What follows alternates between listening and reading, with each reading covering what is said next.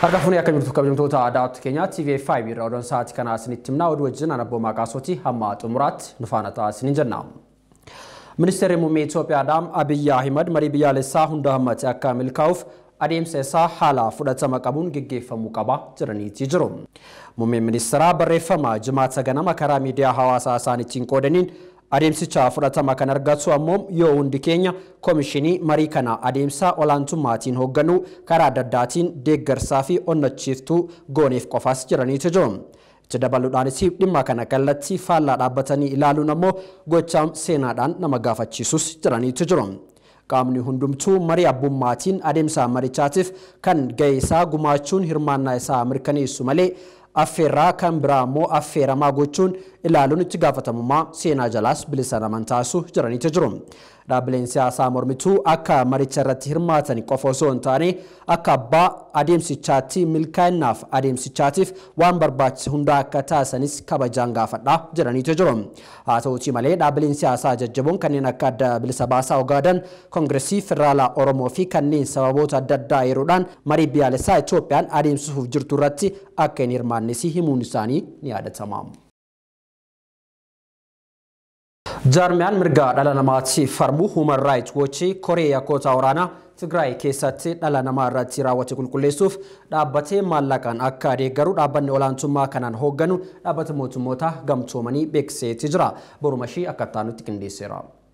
Waldiddaa yaadaa jidduu isaaniitti dhalate gara muddamaatti jijjiiruun hooggantoonni abuutii fi paartii badhaadhinnaa waraanatti galanii Itoophiyaa rakkoo hawaasa diinagdee cimaa fi haga dhaqqabsiisanii waggaa 2 guutuuf deema. Lola mootummaan federaalaa torbaan lamatti olaantummaan gaggeessee hooggantoota TPLF buleeyyii warra kaan ajjeesee warra kaan ammoo to'atee kaawwan ammoo mannee isaanii magaalaa Urjii kaaba Itoophiyaa Maqalee keessaa gusseetii ture. Finciltoonni abuutii turtii baatii 8tiin duuba ammoo mannee fi deebisanii qabachuun kan yaadatamu yoo ta'u tarkaanfii haaluu baafannaa ka dubbii himaan finciltoota Tigraay obbo Geetaachoo Raddaan akka herrega kuffisuutti hiikanii turaniin naannoo Amaaraatii fi Affaar keessatti yakkoonni mirga dhala namaa irratti raawwatamuu addeeffadhee jira jechuun koomishiniin mirga dhala namooma Itoophiyaa himeeti ture. Kanallee ammoo miidiyaaleen biyya keessaa fi biyya alaa wal harkaa fuudhanii gabaasanii turan. Miidiyaaleen torba gaafa waraanni mootummaa federaalaa magaalaa Maqalee harkaa qabu Tigraay seenuun gabaasa hojjetanii turan. Waraanni Itoophiyaatii fi Eertiraa lammiilee Tigraay irratti yakkoota akka jumlaan ajjeesuu dirqisiisanii gudeeduu reebichaa fi dararaawwan kan biroo raawwatu himanii turan. Finciltoonni TPLF illee naannoo Affaarii fi Amaaraa keessatti waan wal fakkaataa raawwatan jechuun miidiyaaleen biyya keessaa fi biyya alaallee gabaasanii turan. Amma ammoo Itoophiyaa keessatti sababa waldiddaa yaadaatiin dhalli namaa sadarkaa akka qoraaniitti lubbuun ibiddatti bobeeffamu irra gaheetii jira. Viidiyooleen yeroo yerootti ba'an ammoo waanuma kana mirkaneessaatii jiru. Oromiyaa keessatti reeffi namaa yoo gubatu mul'ateetii jira. Naannoo Benishaangul keessatti ammoo nami adoo lubbuun jiru yoo ibiddatti waddamu mul'ateetii jira. Dubbiiwwan farra dhala namoomaa ta'an miidiyaalee hawaasaa irratti namoota itti gaafatamummaa itti hin dhaga'amneen yoo qoodamullee argamaatii jira. Yakkoota amala bineensummaa qaban kan Itoophiyaa keessatti guyyaa guyyaatti dhalataa oolan kanaaf ammoo kan yaaddae jaarmiyaan mirga dhala namoomaa eeguu fi dhimmamu Human Rights Watch Koree idil addunyaa walabummaan yakka dhiittaa mirga dhala namaa waraana Tigraay keessatti raawwateen wal qabatu qulqulleessuu fi baatii bitootessaa jalqaba irra hundeessee akka tures ni yaadatama. Koree dhaabbate kanallee ammoo hooggantuun ICC tan mana murtee yakka idil addunyaa sadarkaa United Nations'tti ilaalamu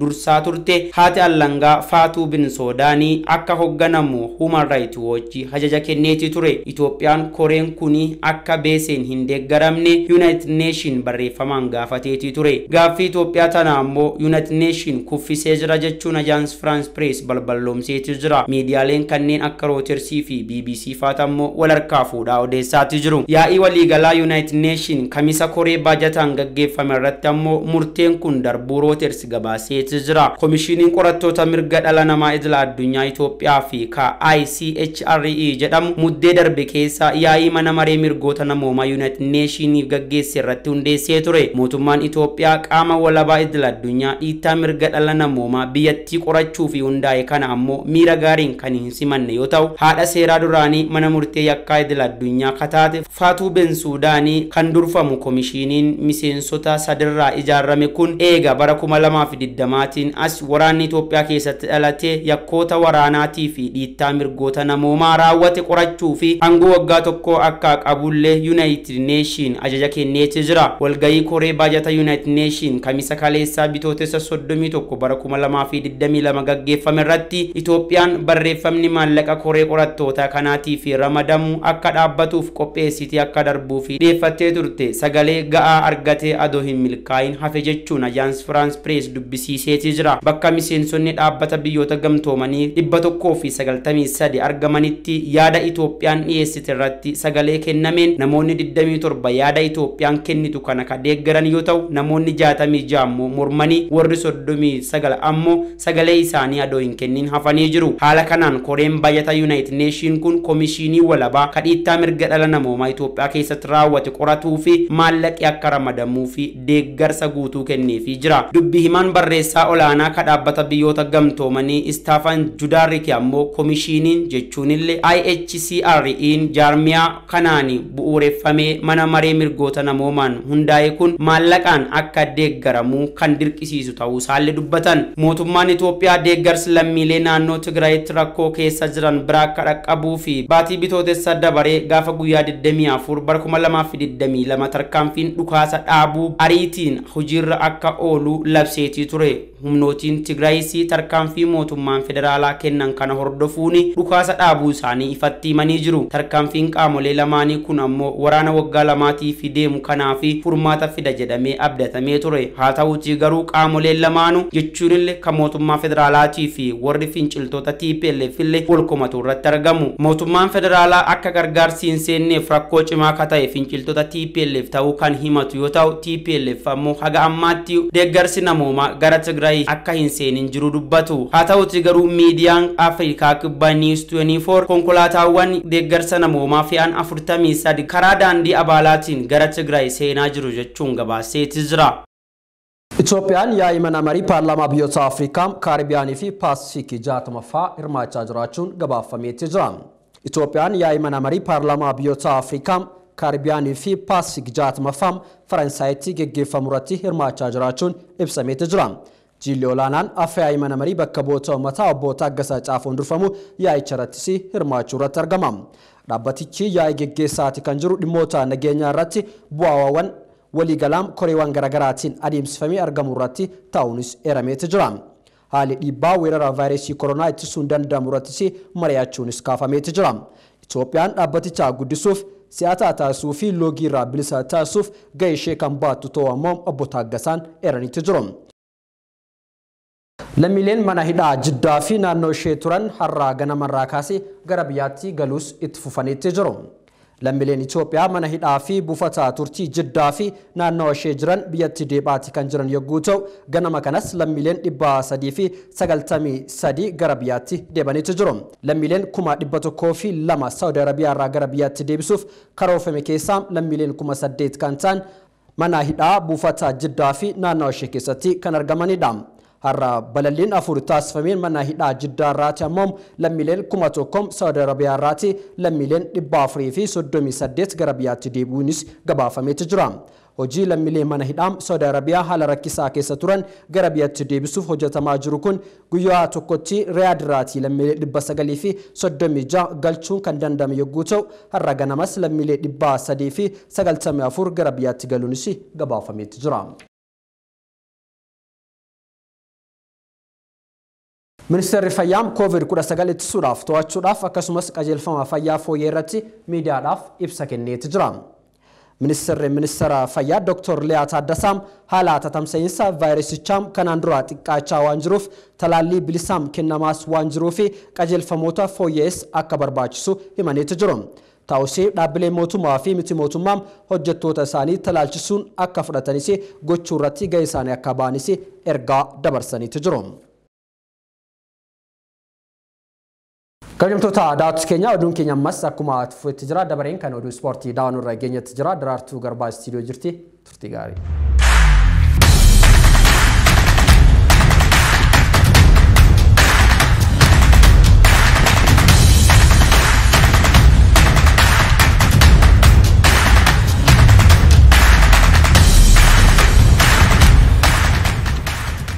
Akkam jirtu kabajamtootaaf jaallatamoo daawwattoota FIB irraa oduu ispoortii sa'aatii kanaaf qindeeffannee sin biraan geenya oduu waliin an Daraartuu Garbaati.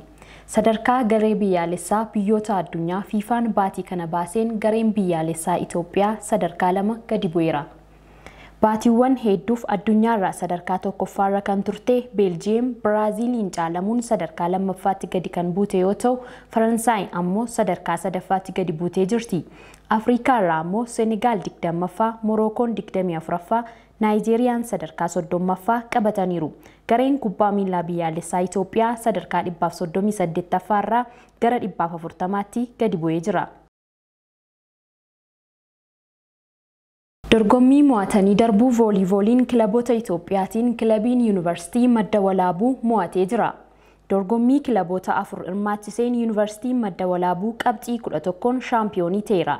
Shaampiyooniin Piriimeer Liigii vooliivoolii Itoophiyaa Yuunivarsiitii Madda Walaabuu ji'a dhufu shaampiyoonaa vooliivoolii kilaboota Afrikaa Tuuniiziyaan qopheessitu irratti ni hirmaata. Kilabiin kubbaa miilaa Lagaxaafoo Lagadaadhii seenaa keessatti yeroo jalqabaaf gara Piriimeer Liigii Itoophiyaatti guddatee jira.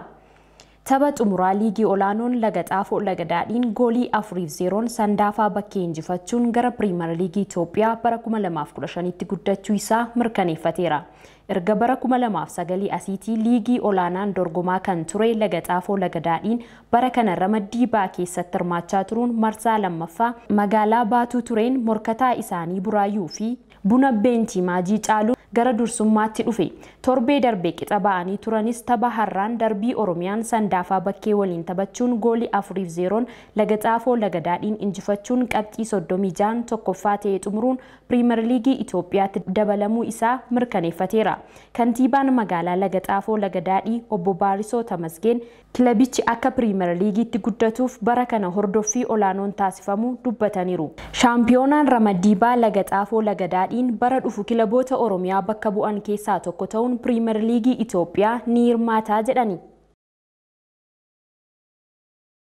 Kilaaransi Seedooriif waancaa liigii shaampiyoonaa Awurooppaa waliin guyyaa borii Finfinnee ni seenu.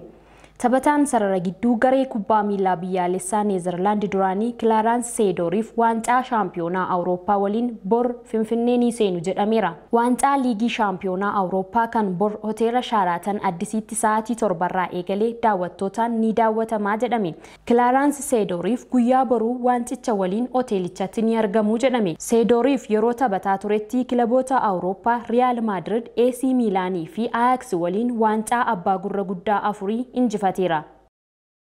Egaan kabajamtootaaf jaallatamoo daawwattoota FIB irraa oduu ispoortii sa'aatii kanaaf qindeeffannee xumurree jirra. An Daraartuu Garbaati gara abboomaatti sin dabarsaa nagaatti.